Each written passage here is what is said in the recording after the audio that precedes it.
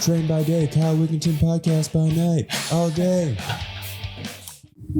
Joe Gerrity. What's up, man? Not a whole lot. How are you? Doing well. I mean, it's a rainy day outside, right? That's right. How'd you get here and not get wet?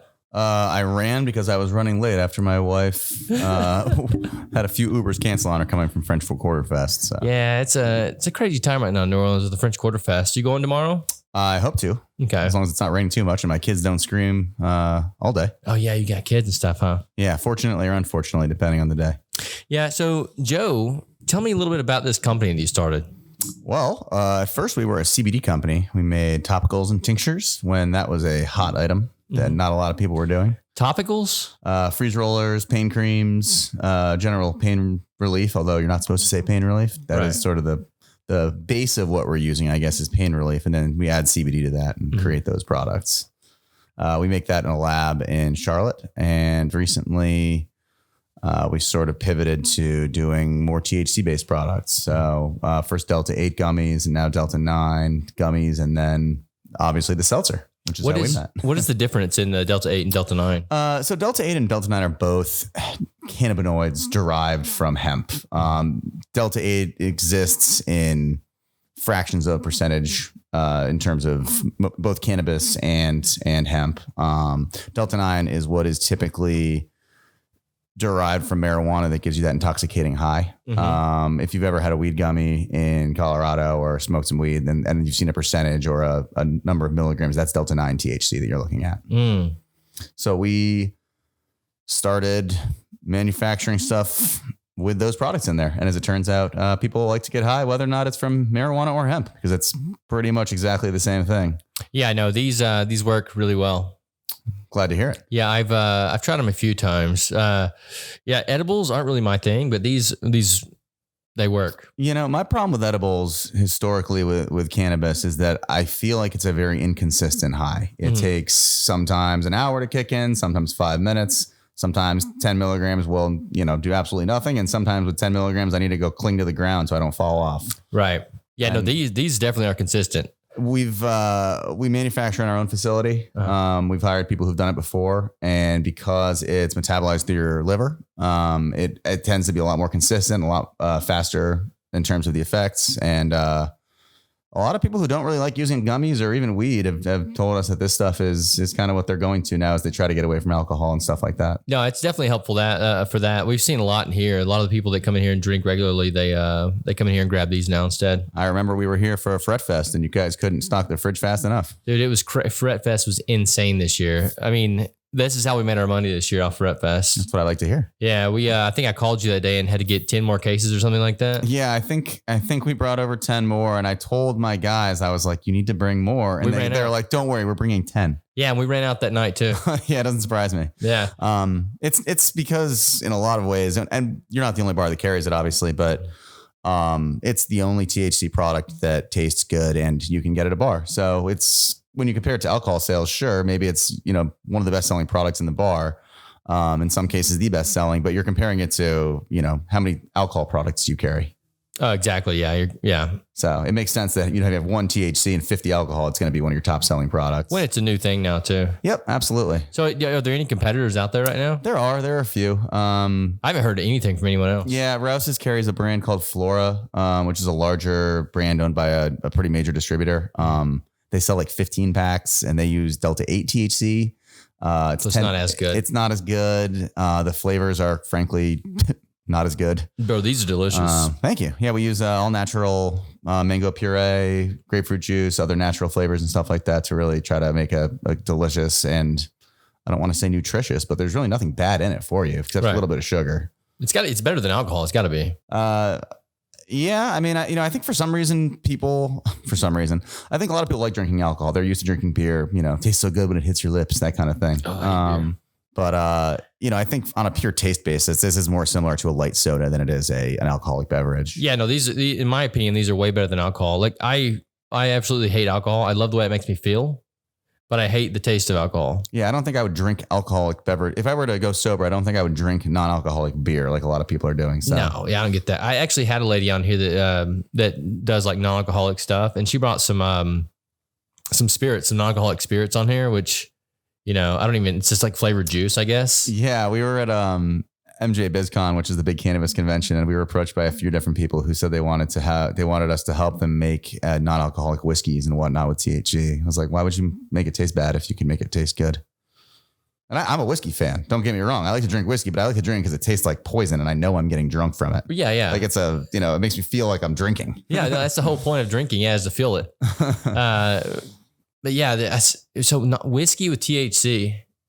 Yeah, there are non-alcoholic whiskeys out there now that don't have THC. There's no intoxicating effect. You're just sitting there drinking poison, I guess. Non-poisonous poison. Yeah, what did she bring in that day? It was some kind of like Campari type stuff. Yeah. And it was actually really nice. It tasted really good, but it just there was no effect in there. So I don't understand why you would pay, $8 for a drink like that whenever. And that's, I think, why these are becoming more popular. It's because if you're going to pay $8 for a mocktail or something like that, you'd prefer it to, I don't know, give you a little buzz, make you a little happy, something like that. How many bars are you guys in right now?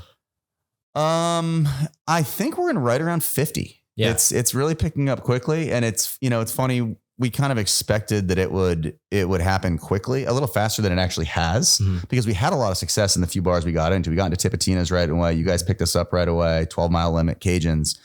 And it's taken a few conversations with people, with bar owners, to actually have them decide to bring it on. Why is that? What do you think? It's a few reasons. One, they're concerned about it eating into alcohol sales. Two, they're concerned about the legality and changing regulations and stuff with the state, because, Louisiana historically has been a fairly difficult state to sell these products. They change the laws pretty regularly. And I think if your bread and butter is alcohol sales, you're concerned about bringing something in that could really threaten that. And if you look at actually the national market too, some of the biggest opponents of stuff like this has been the alcohol industry. Mm-hmm. And it was very recently that the Wine and Spirits Association of America, or Wine and Spirits Wholesale Association of America, which is the second largest spirit lobbying group in the country, did a complete 180. And they wrote a letter to Congress saying that they think it is time for national legalization, and these products should be sold recreationally and regulated pretty much by them. Mm-hmm. And it's pretty easy to figure out why. This is an industry that right now I think is a little under $1 billion a year. Mm-hmm. And they're predicting by 2027, it's going to be a $20 billion a year industry. Easily. And with more and more people, again, getting away from alcohol and just trying to find alternatives, like nobody wants to go to the bar and drink water. It's just not fun. You can drink water at home or, Yeah. And additionally, stuff like this, when you're at the pool or, you're out all day drinking, it's just easier than it is to drink alcohol in a lot of ways. Yeah. Well, you don't feel bad the next day too. Yeah, it's true. You actually feel kind of great. Yeah. I've noticed that whenever I did drink them, the next day I didn't wake up with a hangover. That's my worst. I hate alcohol so bad because I have hangovers like crazy now. Oh yeah. It gets worse as you get older. Exactly. I mean, yeah, that's what I'm noticing. So like, what about the regulations and stuff? Cause some people do ask me there, or they say, we'll see how long this lasts. That's what they keep saying. Yep. There are a number of bills in the Louisiana legislature. Well, we can start nationally if you want. Yeah. Federally speaking, this became legal in the 2018 Farm Bill, and that bill was a wide ranging one that encompassed a lot of different industries relating to production of crops and the sale of commodities and stuff like that. But it also legalized hemp and hemp-derived cannabinoids. And it specifically stated that Delta 9 THC, so long as it's derived from hemp and below 0.3% on a dry weight basis, is legal. And that is pretty much unambiguous and been upheld by a number of courts now that have said you can't argue that they didn't mean to do this because the wording is so clear. Mm-hmm. Now, whether or not they meant to do it is definitely a different story. But once you've kind of opened the floodgates with something like this, it's difficult to close them. Mm-hmm. Obviously, a lot of people, myself included, have taken advantage of this. Some are calling it a loophole. Some are saying it was, the law. But there's a lot of money behind it now. And it's not just us. There are lobbying groups popping up in every state and nationally that have been around for years now that are fighting to keep these products legal.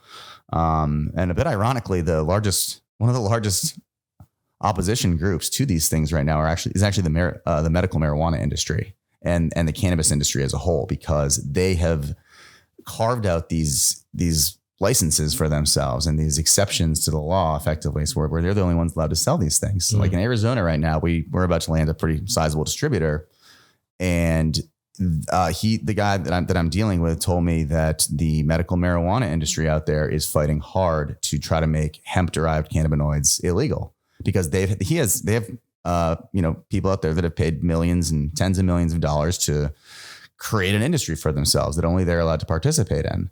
And hemp-derived cannabinoids are very easy to acquire. They're very easy to manufacture with. They're cheap. And frankly, if you look at the medical marijuana dispensaries in Louisiana compared to the products that we sell, they are 4 times as expensive, even without the discounts that we offer. Mm-hmm. So in some cases, you're paying 8 times as much for a product that is molecularly almost identical. So on the state level, there are a number of bills that have been put forward this legislative session, one of which would completely eliminate the industry. I have it on good authority that's not going to happen. There are, like I said, there are a bunch of state lobbying groups that are heavily invested in this now.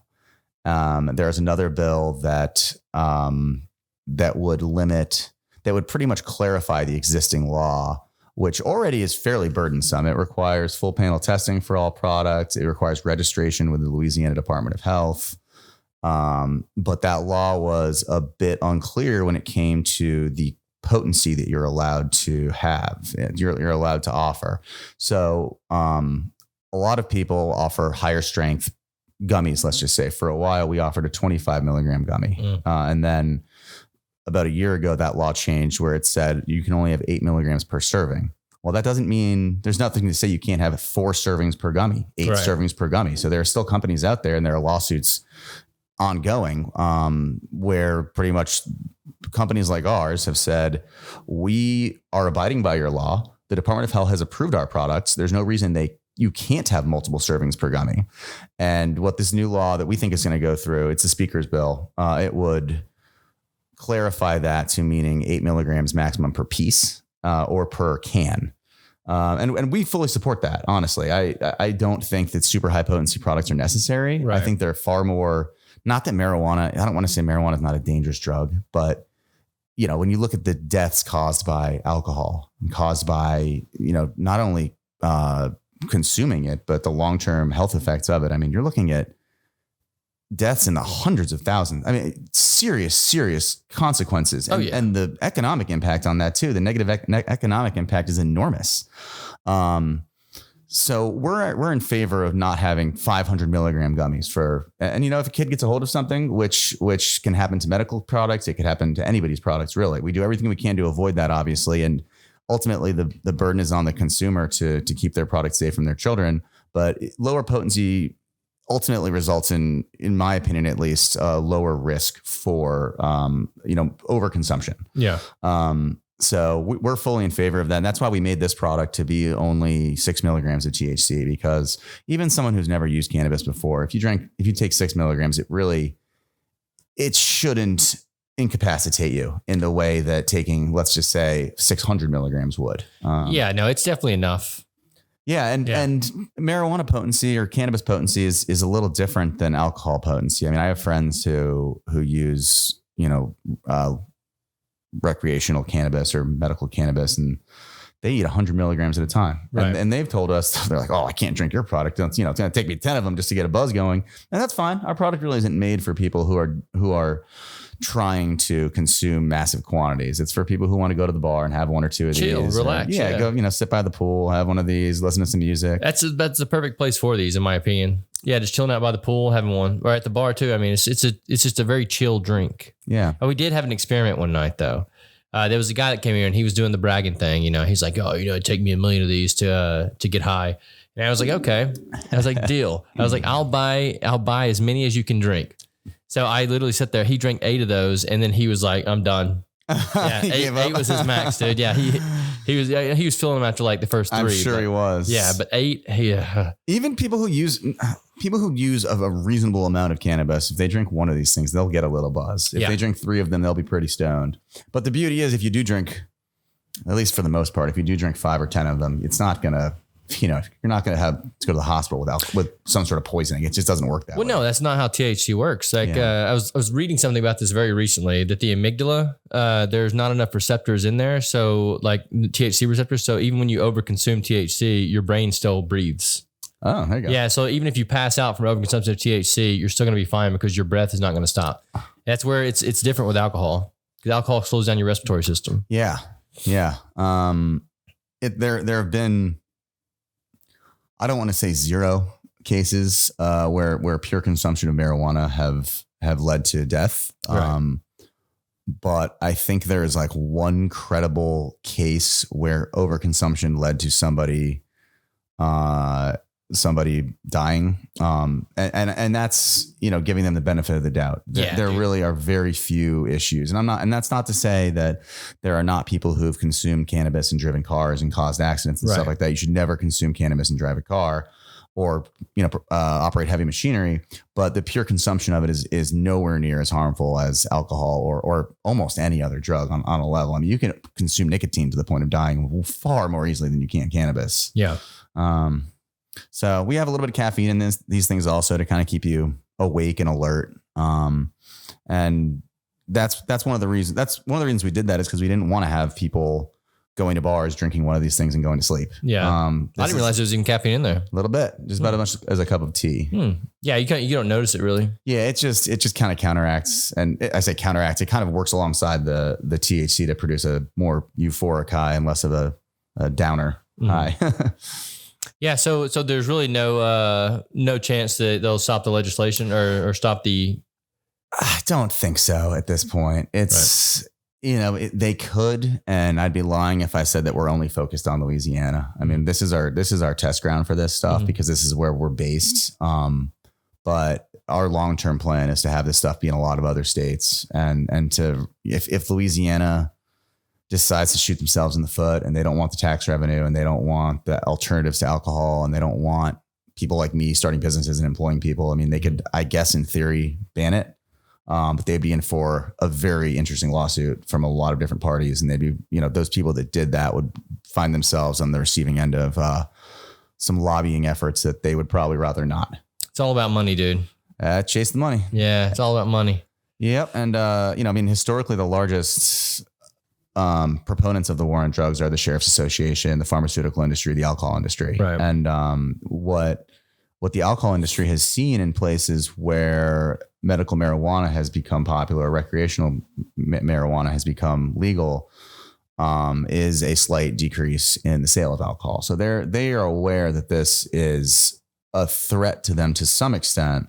And if, like I said, a lot of them are starting to see the writing on the wall that they can add this to their portfolio. And this can actually be a positive for them instead of a negative, because I don't know if you know this as a bar owner, but a lot of people smoke weed outside of bars. Oh, yes. And a lot of people smoke weed inside bars. Right. Yeah. So instead of having your clients sitting outside doing something that doesn't benefit anyone, make some money off of it, and it doesn't even benefit the state, doesn't really create any above market jobs or make the bartender any money, all of a sudden you have an option for somebody to come in and drink one of these. And a lot of people are consuming them alongside alcohol as well. So it's not necessarily just a replacement. For a lot of people, it's an addition. And I hope that bar owners and, nightclub owners see that opportunity, and that the liquor industry and as a whole gets behind us as opposed to trying to fight us, because this is inevitable. There's a huge percentage of the population that uses marijuana. It's not, believe it or not, the war on drugs hasn't been working, not in the way they anticipated anyway. No, I think that everything should be legal, in my opinion. It's my opinion, though. But I think that people they can make their own choices. Yep. I'm kind of, I don't necessarily believe that everything should always be legal without any sort of regulations, but I think that you've seen for a very long time that what they've been doing does not work, and pure prohibition does not work. No, people find a way to get it. Yeah. So it's been an interesting kind of ride the last 5 years to watch Louisiana come to terms with products like this. And federally, it just feels inevitable at this point that it's going to go in that direction. What about tinctures? Do you guys make tinctures or anything? We do, but we only make CBD tinctures, and with a few other cannabinoids that are not intoxicating. I've seen a million people use cannabis over the years in various states and various situations, and I can't think of a single person who prefers using tincture to. Well, I was thinking about making a mojito. There you go. And then adding the tincture to the mojito. So we are going to have shortly water soluble THC pills effectively. So you can just drop these things in another beverage if you wanted, and you could make whatever you wanted a THC product. Now, that said, I want to be clear about one thing. Since we are in Louisiana, you are not allowed to do that in bars. Absolutely. These products all have to be consumed and sold independently and separately. But I mean, I think other states have seen this with products like Red Bull early on, even like, you want a Red Bull vodka? Here's some vodka. Here's some Red Bull. Mix it yourself. Yeah. There's nothing that as long as we don't tell people to do that or suggest that they should, which I'm not. Hang on, is that illegal too? Red Bull vodka? No, there were times, I think early on, some states had some prohibitions about things like that. No, Louisiana is not, as far as I know. But you'd probably be the expert in alcohol. Oh shit, I don't know anything about it. I just know how to put it in a cup. Yeah. So yeah, there are a lot of other products. We're really just scratching the surface of these cannabinoids too. I mean, there's THCV, there's Delta 8, there's Delta 10, there's even something called, as the number goes up, they get stronger or something? No, they're just slightly different. It's all a matter of like where the carbon atom is and how the carbon atom is bonded. The high would be a little different? Yeah, just slightly different. Interesting. See, I would like to do that experiment. Yeah. Like get a little bit of each one and then try them each other day or something maybe. Delta 8 for me, which is the second most popular cannabinoid behind Delta 9. Mm-hmm. It is about, let's just say, a third as strong, and it makes me very hungry. Very hungry. Like if we come out with a new product, a new beverage product, and we wanted to call it like the hunger inducer or something like that, we'd probably use Delta 8, not because I think it's a superior cannabinoid, but because like the properties of it do tend to be a little different, a little more in that direction. Mm-hmm. What's interesting about cannabis too is that a lot of these THCs or CBD, CBG, CBN, they kind of affect people a little differently. Like we make a sleep gummy, for example, with CBG, and other people are using CBG for its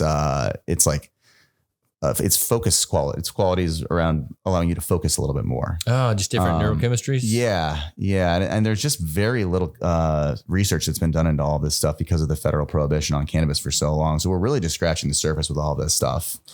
I love the fact that the world's actually moving into that realm, though. Like with the psilocybin and THCs and even ketamine therapies now. Yeah. And I believe that they're now giving psilocybin and MDMA to people with like PTSD and stuff, and people who've been at war, to see if it can positively change their brain chemistry. And so far the results have been, I'm not a doctor, but from what I've read in these studies, it's been pretty tremendous, life-changing for a lot of people. Oh yeah. Well, I did my own study with psilocybin and it changed my life. I study that about once a year. Yeah, right. It changed my fucking life, dude. But no, I think the water soluble pills, that's dope. Like when are those going to be? Fairly soon. We've been looking into them. And so you just drop them in like an 8-ounce glass of water. You can kind of do whatever you want with them. Some people will bake with them. Some people will take them straight. Dude, that's one of the dopest things I've ever heard. Yeah. So one of the things we've been working on for a bit. I mean, honestly, we've been so focused on this seltzer for a while. It's been hard to think of but hard to move forward with other projects. But we have a powder mixer coming from China fairly soon. And that will allow us to make these, the not 5-hour energy, the liquid IV. Yeah. So I want to make one of those with just a little bit of THC, a little bit of CBD, a little bit of CBG, and just, it's the hangover cure. Right. You think you feel good after a liquid IV? Well, throw a little cannabis in there and you'll feel even better. Dude, whenever you get those, you gotta hook me up with one. I want to try one. Absolutely. Yeah. That's a cool, those are all cool products. I wonder so they even, it's so new. All this is so new that they've even changed like the process of getting the permits. So the very first time we got the permit, it was so easy. Like all we did was fill out one form and send it off. We didn't realize that the certain rollover date is at the certain time every year. So we actually did it right before the rollover date, which means like 8 days later we had to do it again. We apologize. Well, no, it's not a big deal. It's not a big deal. It's a very cheap permit. But we ended up filling out the new permit, and the 8 days later, it was like a fucking nightmare. They were asking us like all about you guys, the products we were carrying, all kind of stuff.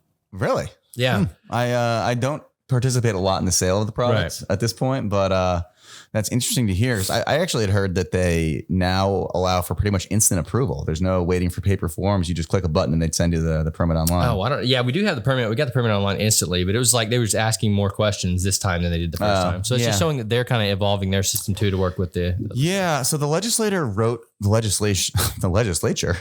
this bill, and they, I think, just neglected to talk to any of the agencies that they're tasked with enforcing it. Like the LDH has, I think there are 7,000 products approved or something like that. And I believe they have a single person that is in charge of reviewing these applications. Jesus. And it's absolutely absurd. And this person had no prior experience doing this kind of thing. So there are a lot of things slipping through the cracks. Like it said very clearly in the bill that products intended for inhalation, for example, are not to be permitted for sale in Louisiana.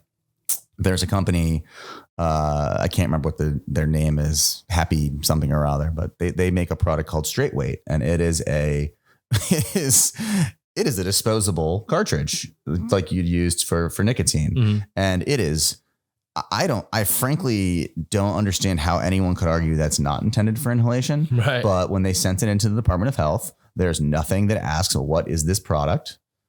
And as a result, they approve this product. So all of a sudden, the Louisiana Department of Health had approved a product that could only be used for inhalation. and they wound up in court with this, they tried to walk it back a few months later once the legislature realized what was going on. And they wound up in court arguing that, they're going to suffer hundreds of thousands of dollars in losses as a result of them pulling this product that they went through the legal process to get approved, and they were approved to sell. I believe a judge threw that out very recently and pretty much told them to get real, as I believe they should, because they very blatantly took advantage of the system to get these things approved. But regardless, it's hard to argue that they, that's anyone's fault, right. I guess. But people who wrote the legislation and the people who are implementing the legislation. So the ATC right now is I think 4 months behind on getting this system by which they can go into stores and actually scan the UPC of products to see if they're legal. But I can think of off the top of my head 15 ways that people can get around this even still. I mean, it's just a very difficult product to regulate. So the legislature had no experience doing this when they wrote the law. And as a result, they've been almost entirely incapable of enforcing it properly. That's probably why they were asking us which products we were carrying. Probably because they can't come in and scan for them yet. Yeah. And like Rouse's, like I said, they carry this one brand of THC, and I think this company, it's 10 milligrams. So technically it's over the 8 milligram limit. So they try to say it's two servings per can, and that's not really the intent of the law. So Rouse has all of a sudden pumped the brakes on all this stuff. So instead of having this major grocery store chain that kind of was going to start getting into the mix, they pumped the brakes entirely, and they said, let's wait to see what happens with the next round of legislation. Well, like how bad does it fall back on Rouse's though? It doesn't. They didn't do anything wrong, and the product was approved for sale. And it's just this, people just don't, these established entities don't want to mess with anything that's not 100% above board, because it's only at this point a small fraction of their sales. And that's why liquor companies and stuff don't really want to mess. That's why a lot of bars are skeptical about getting on board, even if not me. I rolled the dice, baby. I'll tell you the truth. This product is 100% legal. There's no ambiguity about it. It meets every single stipulation of the law. It is 6 milligrams per piece. It's 6 milligrams per serving. It simply doesn't break. It simply is legal. And it's registered with the Department of Health, and that's why we made it like this. So no, I like it. I think you guys are doing a good thing. One more question about the tabs, because I'm really interested in those. Yeah. Would those be able for sale in places too? Yeah. Because I think that would be dope to make a mojito that's a non-alcoholic mojito, and then drop one of those dudes in there. Yep. My understanding is that as a bar owner, you would be able to make somebody a mojito and sell them a THC tablet, and what the people do with it is up to them. That's a game changer. Right there. Now, whether or not ATC feels the same way, right, is up to them. But there's no. I can't see where that would be a problem if we're already serving we have bars that sell these gummies. Yeah, we have bars that sell. We sell little 2-packs of the gummies, and there's no There's been no pushback thus far. But we're a very above board company. We really go out of our way to follow the letter of the law, the intent of the law, if not the letter of the law. More so than the letter of the law. But it's interesting because Louisiana, as a result of this, kind of has the most regulated hemp industry in the country. Nobody else is requiring the registration of products like this. So on one hand, it's maybe the most enforced and it's maybe the hardest to abide by. But on the other hand, it's also the most clearly legal because they've written these laws to allow for exact things and they register products and no one else is doing that. So that's one of the reasons we decided to launch here was because we can show bar owners, hey, you can get a consumable hemp permit and then you can sell a product that's on the consumable hemp list of approved products. And you get your license through ATC where you get your alcohol license. So there's not a lot of arguing to be done. No, it's a very simple process. Yeah. So what's next for you guys? Bigger distribution. We're moving to, so we have this product, which is doing well in our facility. We can make about 250,000 cans a month, which sort of sounds like a lot until you realize that, there are a lot of people in this country that use these products and, we're just scratching the surface on it. So we are starting to work with a beverage co-packer to pretty much move production of this product to a larger facility that they have. And that'll give us the ability to scale and sell elsewhere. And then that will allow us to use our existing facility for new products. Yes. Because we built out a full beverage. We pretty much built a brewery. We have giant bright tanks, we have kettles, we have, canning machines and all sorts of all the things that you need to manufacture a product from scratch. So we're talking with I won't mention names, but a pretty high end New Orleans celebrity, someone who's done business here in the past, big Hollywood guy who tried our product and apparently really likes it. And they want us to make a champagne style beverage from the dregs of their existing champagne operation in France. So we're going to be trying to create something like that for them. We're going to be working on maybe a second flavor. Although, I don't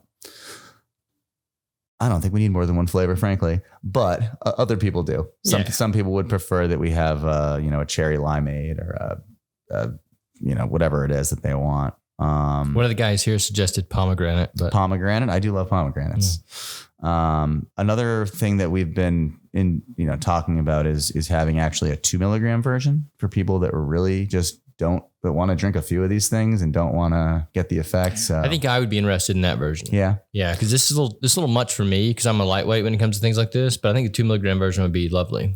Yeah. So a lot of people say that. And that's kind of something that's historically been said in the marijuana industry. So, I want a lower dose. I want a weaker weed. And when you actually talk to dispensary owners, they tell you that they don't sell those products at all.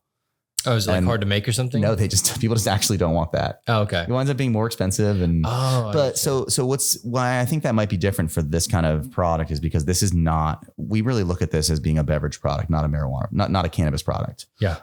This is something that we want to have compete with beer. We want to compete with alcohol, not with gummies, because if you want to go get the most bang for your buck, this is a cheap product. This is the same price as a craft beer for both bar owners and the consumer. But if you want to get the most bang for your buck, you're going to go eat a gummy. Yeah. Like that's just how it's going to be. Gummies are substantially cheaper per milligram.